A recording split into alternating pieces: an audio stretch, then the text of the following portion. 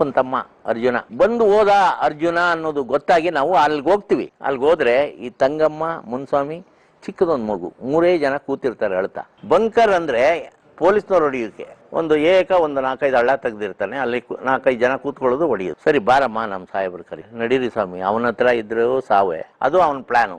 ನಾನು ಒಂದು ನಿಮಗೆ ಫೋಟೋದಲ್ಲಿ ಒಂದು DBBL ಗನ್ ಹಿಡ್ಕೊಂಡು ಹಿಂಗೆ ನಿಂತಿದ್ದೀನಿ, ಅದೇ ಸ್ಪಾಟ್ ಅದು. ನಾನು ನಡ್ಕೊಂಡು ಹೋದ್ರೆ ಏನೋ ಒಂಥರ ಆಕ್ಷನ್ ಆಯ್ತು. ಈ ಸೈಮನ್ ಅನ್ನೋನು ಜಿಲಿಟಿನ್ಗೆ ವೈರ್ನ ಸೆಲೆಕ್ಟ್ ಮಾಡ್ಕೊಂಡು ಎಷ್ಟೇ ದೂರ ಹೋದ್ರು ಅದನ್ನ ಬ್ಲಾಸ್ಟ್ ಮಾಡುವಂತ ವ್ಯಕ್ತಿ.